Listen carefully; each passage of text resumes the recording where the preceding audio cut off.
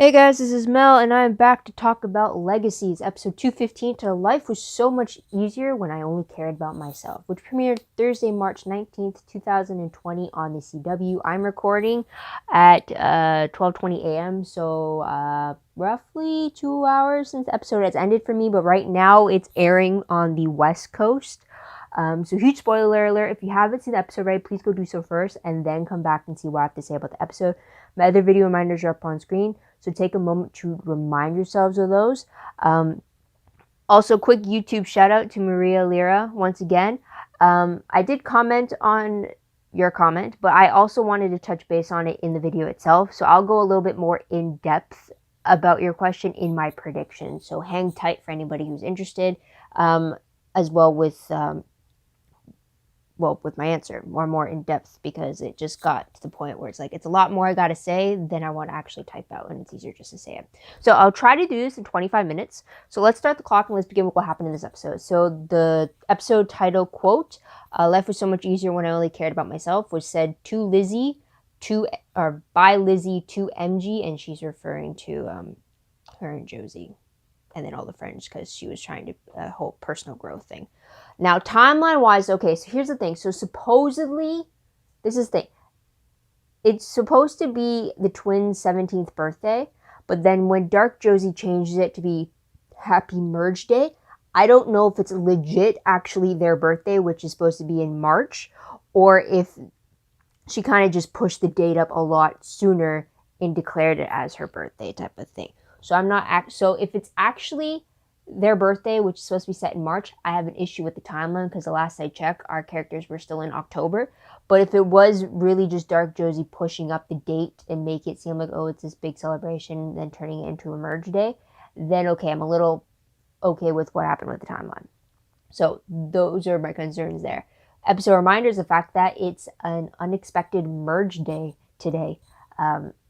So there is that. I just thought of another question. Give me a moment.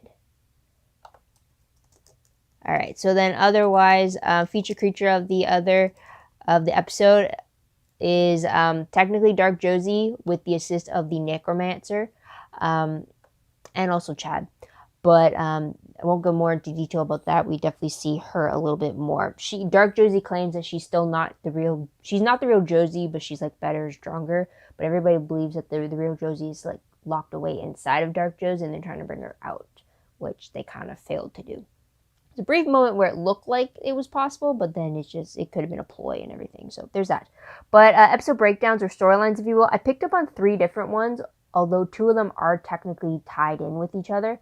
But the first one is the merge day in itself. Second one is Raphael's lost memories, and the third one is the explorer simulation, or the Indiana Jones-esque type of adventure. So there's that. So with the first storyline with merge day, we see Dark Josie returning for what she says is her birthday, but then she declares it's an early merge day, and she threatens everyone in order to get this merge to happen, while Lizzie struggles with the idea of merging too soon, because it's supposed to happen on their 22nd birthday.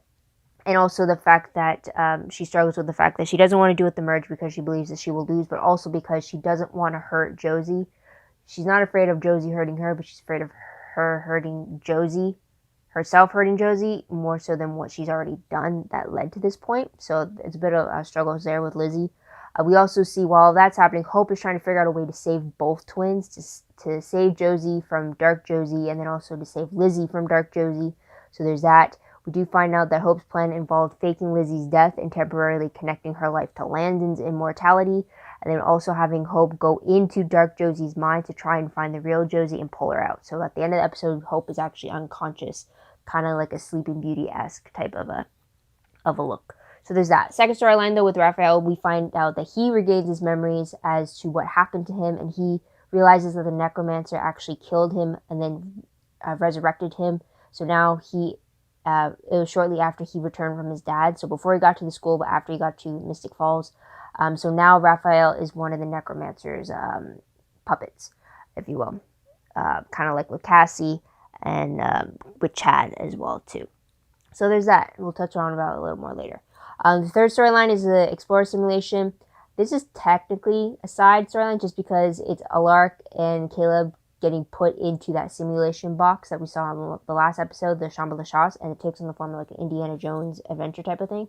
And they were put there because of Hope, because they threatened her plan to save Dark Josie, as opposed to them Alaric having a different Alaric's plan of trapping Dark Josie in the simulation box, and then Caleb wanting to deal with Dark Josie as if she was just a regular monster who was out to hurt everyone at the school. So it's a side plot there to kind of like a diversion for them. Last scene of the episode shows Raphael, under the control of the necromancer, stabbing Landon with the golden arrow. And from the looks of it, he looked like he was dead on the ground. Not sure if this was a permanent death, because that's how the cliffhanger was left at it. And as we know, Landon could be there as a dead body, and then it takes some time before his ashes come and cover him, and then him bursting out of it. So who knows if the golden arrow was actually his Achilles heel. So there's that. Moving on to characters, though, let's begin with Alyssa, Chang, and Raphael both being made puppets, or finding out that they've been made puppets of the necromancer. This is because Alyssa Chang was actually killed by Dark Josie in this episode, only be brought back by the necromancer, and now he's one of her followers, or now that she's one of his followers. Seems to be going along with it, while Raphael is definitely torn over the fact that he has no more free will. So there's that. Also, Alyssa seemed to react to both Jed and Caleb acknowledging the fact that she's alive again. She blew Jed a kiss. She gave like a very shy wave to Caleb. So I don't know if like we are now seeing a more emotional Alyssa now that she's dead and brought back to life, or if this is part of the necromancer's influence or what have you. I don't know, but that is her fate now. Now with Jed, he's very torn up over Alyssa's death, only to be very confused when he sees her with the necromancer. Also, he's the one that noticed that the zombie eyeball was roaming around the school spying on them, so he off-screen alerts Alaric and the gang, and then they do this ploy with the knowledge that they are being watched by the necromancer, and now Dark Josie says she's teamed up with them. So there is that. Then there's Caleb. He seemed to be willing to do what needed to happen he was willing to do what needed to be done in order to stop Dark Josie. He even knew where Alaric's vampire hunter gear were in his secret compartment, so that was something there. We do also see the real Artemis once again. He appears through the astral projection crystal when he's called upon by Alaric when giving advice about the simulation therapy box. And then also, again, when Landon calls him in regards to figuring out the identity of the blood that they found, which led to Raphael finding out that it was actually his blood and he was the one that actually died in that moment. So there is that. And then Lizzie, we find out that she secretly reads comic books. MG calls her out on it. And then she, again, like I said, she finds out through Alyssa's emotional channeling thing before she died that Lizzie wasn't afraid of Dark Josie hurting her, but she was more afraid of being the one to hurt Josie even more than she already had. So that's something there. Tidbits, we do see the Camaro return. As we know, it's Lizzie's now, but it was insinuated that Damon gave it to Alaric so that he could give it to the twins for their 16th birthday. So there's that. We also found MG giving a present to Dark Josie. It was a book that he had ruined of hers on the first day they met. It was actually that moment that they became friends. Now this gift has me thinking that maybe it is actually their birthday. But then when she turned it into a merge day, I don't know if that's because it wasn't actually their birthday, or that was her plot twist of her own birthday bash and why she needed it to go off without a hitch. So that's something there. Also, I think I mentioned it before, but Dark Josie, the necromancer, and the school believe that Lizzie is dead from the merge after Alaric made his announcement. Although she's not, she survived, and only her, Alaric, MG, and Caleb are aware of this. And Landon. Yeah, and Landon, because he was the reason why she was alive. So there's that. Necromancer doesn't seem worried about Malivore getting a hold of Landon and becoming more powerful with him as his new host. But it was implied that the Necromancer had a plan to deal with that. Not sure how valid that was. That was his last scene with Dark Josie in the episode. So that is something there. But let's move on to the most shocking moment of the episode. I think it would have to be the fact that Raphael is technically dead and he is now a puppet of the Necromancer. I was not expecting that, and that truly is a heartbreaking thing, like the synopsis had implied. I just didn't think it'd be down to this route, but then I guess it does explain why his wounds aren't healing, because technically he's dead, so doesn't have he doesn't have those capabilities anymore. Like he wouldn't. And I guess maybe that's why his whole mind being torn apart between wolf and human doesn't really matter anymore, because he's technically dead. So that is something there which I will talk about later. But it did bring up some questions as to why he didn't remember a bunch of things, even though I assumed it was because of the whole torn mentality thing that he was dealing with as struggling with adjusting to being a human. So that's something. But let's move on to top 3 favorite moments. First one is pretty much the whole revelation scene with the Super Squad explaining to Lizzie what was Hope's actual plan in dealing with Dark Josie. Realistically, they revealed that they couldn't tell Lizzie because they didn't want to risk Lizzie knowing, and then during the merge, Dark Josie finding out. So they kept her in the dark about that. But it was pretty cool to see how they were able to explain it, and then how the plan actually came about. It's kind of like those heist movies where like you see it happening and then they don't tell you until afterwards how exactly it all came to be. So I thought that was pretty cool, the way that they explained it to Lizzie without it sounding expositional. So that was pretty cool. Another favorite I did have was MG and Lizzie. Once again, they are killing it with the last few episodes together with their scenes. It was great to have that whole car moment between them with the comic book analogies, and how he was trying to convince her what heroes do, even though they both claim they aren't heroes. And then eventually it got her to change her mind and head on back. Also, the fact that she actually kissed him when he told her to use him to siphon the magic, but instead of just grabbing onto his hand, she kisses him, claiming that it's for him, not for her, just in case she didn't survive the merge. So that was something there. And it was in front of the whole school too. So that was pretty cute there. And then when Lizzie was brought back to life and she was hugging Lark, MG just kind of joined in on that hug and says like, "I love you guys" type of thing. So they're really cute together. And like, I think I'm fine with them either being friends or if they actually try to work things out. But it's just like, it was such a, their dynamic together is definitely improving more and more as she does more personal growth and being aware of her actions affecting other people. And I mean, she did apologize to him last episode, so I'm really glad that it's taking another step. And also when he said that if she was running away, he would run away with her too, I thought that was pretty sweet as well. Against the plan though, but like, I did love that he said like, "I would have gently ran away with you if you really decided to do that," type of thing. So I thought that was pretty sweet. So there's that. And then another favorite I did have was just the whole arena scene between Hope and Dark Josie. Just the idea of them facing off against each other. And then I'm very glad that they established that both sides weren't fighting at their full power, because I would have been so mad if Hope really got defeated while giving it her all in that scenario, because she's supposed to have she's a tribrid. She's supposed to have the best of all 3 species. She's supposed to be unstoppable, and it's only as she grows older and becomes more aware of her abilities that she will be gaining more power. So just the idea that this, I don't know. Plus also she's practicing black magic already before, and she doesn't get consumed by it like Josie does. As you remember in episode 102, I believe.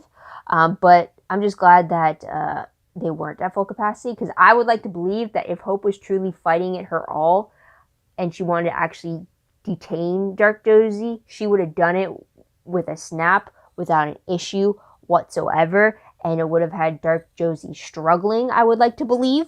But I'm glad, like, with the idea that Hope actually went into the ring and actually faced off against Dark Josie the way that they did, even though she was trying to reach Josie from within, as opposed to actually just full-on fighting her. But Lizzie's entrance into the whole thing was just phenomenal, saying like, "Oh, I'm not late, I'm on time to like kick your ass" type of thing. So it's just like, and she saved Hope, so I was very happy too. But also, I'm kind of surprised that Dark Josie would like kill Hope specifically, because aren't they all aware?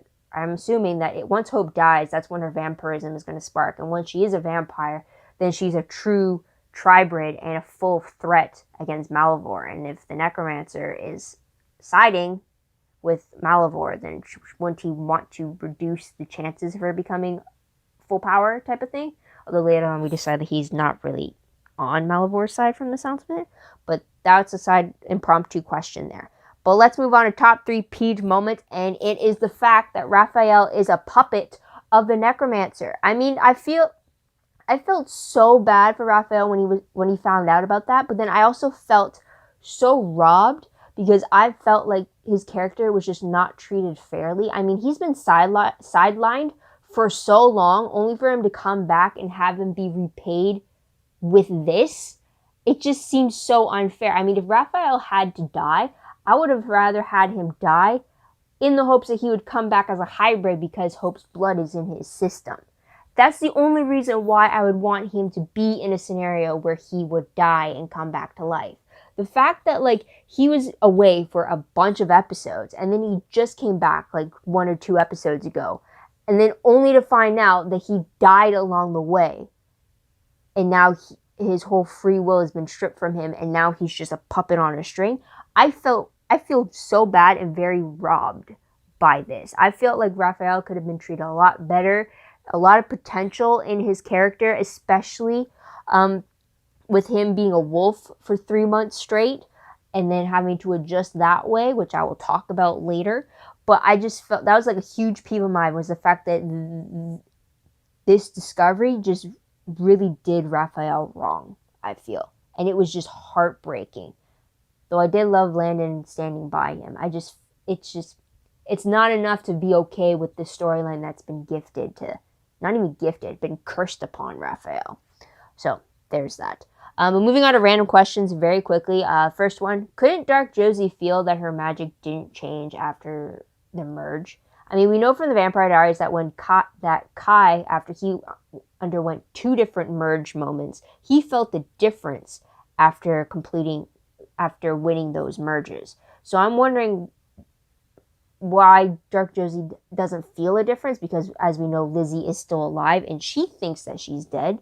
So I don't get why she wouldn't feel that difference, or maybe she does and she's just keeping it to herself and going to deal with it on her own. So that's something there. Another thing about Dark Josie is the fact that I'm curious as to why Dark Josie did not recognize who the Necromancer was, because if Dark Josie is supposed to be a part of Josie with all her memories and stuff like that, and Dark Josie is just the part that's influenced by black magic, then I would assume that with all those memories, Dark Josie should know who the Necromancer is, because Josie knows who the Necromancer is, right? So I'm just confused as to why she did not know who he was when she found him in that crypt and said, well, who the hell are you, type of thing. That threw me off, because like I thought she would recognize who he was. So there's that. Another question is, I guess part of the Dark Josie thing, but now that they have technically merged, do they still have to undergo another merge when they're 22, where one of them actually does have to be bonded with the other and be sacrificed? Because I'm wondering if they technically did one now, does that negate the one that they're supposed to do when they're 22, or do they still have to go through the one they did, the one meant for their 22nd birthday, because they didn't technically do it right this time around? Not sure. Kind of thinking about what happened with Kai and then his younger twin siblings Liv and Luke. He merged with Luke, and only to merge with Joe afterwards. Their mother. So that's a question there. Last question though. Do you think that they could find a way to break the Necromancer's hold on Raphael and technically Alyssa too? Like, I'm wondering if the hold he has on them is something similar to the hybrid sire bond that we saw in season 3 and 4 of the Vampire Diaries, as well as in season 1 of the originals. I'm wondering if it's like in order to break that sire bond between in order for Tyler and the other wolves to break their hybrid sire bond from Klaus, they had to undergo the werewolf transformation so many times until they were numb towards it. And then once that was done, then their sire bond was completely broken from them. For a vampire to vampire sire bond, the breaking of it was severing the emotional attachment to them as well. So I'm wondering if there's a way that they could break the necromancer's hold on his puppets without killing them. Because as we know in episode 106, when we first had Josie returning and Cassie, that in order for them to not be zombie puppets anymore from the necromancer, Josie and Lizzie actually siphoned the magic out of Zombie Joe, and which had her laid to rest and not in control by the necromancer anymore. So I'm wondering, to avoid having to do that with Raphael, if there's a way to sever that connection that takes away their free will. So that's one there. But let's move on to predictions very quickly. Based off the promo for 216, it looks like Hope is in a fairy tale mindscape of Josie's mind, and she's trying to find the real Josie. Hope's hair in the promo and in the photos, while she's wearing the red cape, her hair looks black. So I'm wondering if that's because she's in that dream world, or if it's because it's the way it's perceived or something. But I'm digging it. I don't know why, but we'll have to take it. Definitely. Her look, though, now seems more like Snow White-ish, just because with the black hair and everything. So there's that. But the synopsis for the episode reads that in a race to save Josie, Hope infiltrates her subconscious and finds herself in a fairy tale world filled with dark magic. Back at the Salvatore School, Alaric, Lizzie, and the Super Squad commit to their own risky plan to get Josie back despite the potential consequences. Landon, MG, Raphael, and Caleb also star. So that's also there. Also, just a heads up, this episode, because of the whole coronavirus pandemic and how it has shut down productions, 216 is the last full episode that they were able to produce. So it's going to temporarily serve as the season finale for season 2, even though it was initially meant to have 20 episodes. So it just really depends when production can get back up and running again, if we're going to get those remaining 4 episodes. Yeah, those remaining 4 episodes, or if they might be pushed back into season 3. Who knows? It really depends on how this pandemic goes. So we'll have to wait and see about that. But then obviously after 216 airs, it's going to be a bunch of reruns until for quite a while now. So that's going to be quite a great time to catch up on any missed episodes, but also it's going to be a huge drag to have this huge hiatus where we don't know when it's going to end, type of thing. So that's something there. But to not end it on a gloomy part, I did want to talk about the question that Maria Lira left on my 214 video, and I just want to share it in a little touch base with you guys about it. But she pretty much asked my opinion about what I thought about the storylines that have been happening in the second half of season 2. Specifically, she brought up Hope's storyline, and here's what I have to say. I like that we are getting some character-centric storylines. We're getting a lot more about the merge. We're getting a lot more discoveries of what it is to be a phoenix and the fairy. In Wade's case, we got to look a little bit more into Raphael's parents, or one of them, his dad's. But that's great for character moments. But I feel like we've had too many episodes where it's switching out between those, because when it comes to it, it's a very different vibe than what we got in the first half of season 2. Because I hate saying this, but I'm disappointed when it comes to the Malivore storyline in the second half of the season so far, because, well, I guess I could change this now. They weren't, up until this episode, they still weren't unaware of the necromancer's return. Raphael was the closest to knowing, but that got changed in this episode. But still, that's still 6-7 episodes maybe, I think, but that's still a long time. They are definitely still unaware of where the new Malivore pit is, although Josie is fully aware of its location. They are still unaware of what this new player could be that the Sphinx was calling his new master. They definitely haven't looked into that. There's only one episode where they actually fully tried to figure out what the prophecy was, even though they've mentioned it in the recap at the beginning of the episode. And then also, I find that there's a lot less Malivore creatures coming into interrupt the days of the Salvador school. Like, there was a new creature in each episode in the first half of the season, but in this second half, there has been any, pretty much, or not as, there definitely has been one in each episode. And I feel like even though our characters are still dealing with their own shit at the school, I feel like there should still be a Malivore creature, because it's not like the enemy is going to give you a break just because you're having a bad day. You know, that's like the time they're actually going to want to strike the most, you know? So I feel like the fact that we are having a break between this huge gap between each monster is it's a little weird, especially when they've already established a pacing where each episode we would get a new Malivore creature. So unless they had originally paced it out that it'd be every other episode we'd get a creature, then okay, it wouldn't seem as daunting as it does now. But because they've already set this pace already, I'm already let down by the fact that we're not keeping pace, if that makes sense. Now, in regards to Hope's storyline for the second half of the season, she had an amazing story. I really liked her storyline in the first half of season 2. There's the timer, because she had to deal with the fact that she was now living in a world where everybody forgot who she was, trying to figure out how she went about her day and how she tried to go over these obstacles where, like, she'd have to see these people that didn't know who she was, yet she still had her memories. I thought it was a great arc for her to establish. And then now in part 2, she seems to be more focused on not losing Landon and protecting him, when I'm expecting, now that she's returned, now that everybody knows who she is now, I'm waiting for her to actually deal with what being on her own, what I want to see her actually adjusting to her time in isolation, and then coming back, and then also dealing, like, the fact that she was isolated in Malivore for at least 3 to 4 months. What does that do to a person?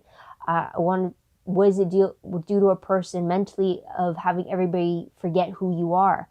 And then also, I wanted to see her actually looking into what it means to be a true tribrid. What does she have to do in order to unlock all aspects of her species in order for it to work against Malivore? Because the whole reason why her original plan didn't work is because she's not a fully unlocked tribrid. She's only unlocked 2 of the 3 parts of her that make her the ultimate weapon against Malivore. And yet they haven't done any of those things in part 2. Part 2 has solely been relationship focused for Hope, and her trying to save the day with whatever big problem there was in the episode. There's no, it seems very disjointed. There's nothing. What I don't like about her second half storyline is that there's nothing from what she went through in the first half that has trickled down into part 2. So it's like there's no side effects, or there's no repercussions for what she had to deal with in the first half to the second half. Not like with Raphael at first, where when he first came back after being returned to his human form, he was still dealing with the fact that, I mean, we saw it very briefly, but we saw him still struggling with that adjustment. So I feel like there's a lot of things I wish that were established in the first half of Hope's storylines this season, and I wish that they still carried through, just to show that it still affects her, or it still plays a part, as opposed to her just steam rotting to the next problem and not taking a moment to fully learn and establish, okay, this is what happened last time, and, like, you know what I mean? I hope that makes sense. But speaking of Raphael, though, another thing I'm disappointed by the fact is that his recovery to his life as a human, now that after he spent those 3-4 months as a wolf the whole time, and then we saw it very briefly with his rough adjustment to being back as a human, but I would have expected that whole process to be spread out a lot longer, especially if I'm thinking each episode is only a day or 2 after each other. So, like, I feel like he would have spent a lot more time trying during that whole adjustment thing. But then now to find out that he's actually dead and he has no reason to adjust, then, like, okay, that was like a cop-out as to why you kind of left him in the dark for so long. But I'm disappointed in that for Raphael, the fact that he got put to the side only to get dished out this storyline where he's now a a necromancer puppet. I'm not okay with that. And then another thing I had an issue with for storylines in second part of the season is the fact that there were characters that we were advertised to be very big deals this season, and they have been absent for the whole duration of part 2. I mean, Caleb, he's a series regular now, and yet he's still treated like before, where he's in every odd episode. I thought I'd be seeing him in every episode, like I do with MG, like I do with Lizzie, like I do with Landon. But then again, Raphael is a series regular, and he got treated more like a guest star. So, like, there's that. Also with Sebastian, he seems to have been killed off when his love story with Lizzie made it seem like they were going to be the new Caroline, or they're going to be the new Delina, or the new Stelina, that would give us ample of screen time and a bunch of moments where they'd grow to love each other type of thing. And yet he's supposedly killed off in episode 213. He's only been in 10 episodes of the 15, so it's like, at least that's a little better. But like, I feel like with how he was advertised, his character was advertised before the season started, I felt like he was supposed to be here for a lot longer. So that's why it's a disappointment that that wasn't the case. And then also in regards to Sheriff Mac, who's only been in 5 episodes, as well as her kids, Maya and Etha, who've only been in 3 episodes each, they are now absent, especially since Hope has left the high school and has returned to the boarding school. But I feel like they were supposed to be these major additions to the season, and yet to only have them appear in just that small portion of 2A was very disappointing. I mean, even Ethan was last seen in episode 206, and he was in the same vicinity as the necromancer's zombie, and it was more like, well, now I'm left questioning whether or not, well, was Ethan killed by the zombie? Was he just in the wrong place at the wrong time, or that he got to continue running without realizing that he was in such imminent danger? But then it's like nothing came of it. So it's like, I'm very disappointed by that, because I feel like a lot, like I was expecting Ethan or Maya to be an untriggered werewolf, that they'd somehow eventually end up at the boarding school and they'd be let into on this world. I was expecting they were going to start something brewing between Ethan and Hope, possibly even with Maya and Hope, and yet nothing came of that, because she went straight back to Landon after he started remembering her and picked her from Josie. It was just like, and then they started a brief thing, or they tried to start something with Sheriff Mac and Alark, and then that didn't happen because he got put in prison world. And then they kind of had it that he told her the truth only to have it compelled away. I just feel like a lot could have happened with these 3 characters, and yet nothing has come from it. Like, they've tried to set it up, and then like I haven't seen any ounce of it play out in the second half of the season. So that's where the disappointment lies there. So I'm gonna leave it at that in regards to what I think about the storylines. I mean, I really like the show, but it's just moments where it's like, oh, why are they doing it like this? Or like, that's a missed opportunity right there. It's like, well, that doesn't make, like, those types of frustrations, right? And it's a little annoying for me because I am in school right now with my program being focused on writing for film and television. I hope to actually, once I graduate, be part of a writing team for a television show soon. So I'm learning about the intricacies of what it means, or what aspects are actually make a good story and whatnot, and trying to incorporate that with what I already have observed with watching a bunch of all this stuff, all this TV shows and stuff. So I'm learning, and while I'm learning, I'm also getting frustrated. So there's that. But otherwise, I will leave it at that. But what did you guys think of this episode? What did you guys like about it? What do you think will happen next? Let me know in the comments down below about your thoughts, theories, and opinions about all that. Also, don't forget to like this video, subscribe to my channel, and check my other videos if you haven't done so already. If you want, check out my Tumblr page. The link for that is down below. I reblog promos, web clips, quotes, gifs, synopses, news, all that good stuff, all from one place. Go check that out. Because of this pandemic that's happening right now, I might actually have more time to actually get on Tumblr and start updating it. Because I don't have work to worry about. I don't have school to worry about, because I just finished my last assignment, which is due on the 20th, which is tomorrow. So I'm in the clear when it comes to assignments. So I could be getting back into like all this posting stuff and everything, which I'm excited for. So just be aware of that for Tumblr. Same thing for WordPress. Link for that is down below. Anything I post online is connected to WordPress, a little more organized, a little more detailed, but still work in progress ones as well. And that is about pretty much it. So guys, thank you so much for tuning in. Thank you so much for your patience. I'm sorry this is a little longer than usual, but I had a lot to say about the storyline question. But until next time, guys, this is Mel. Wish you all a great day, great week wherever you are. Stay safe in this pandemic. And when they say social distancing, that means it's okay to be a hermit in your room.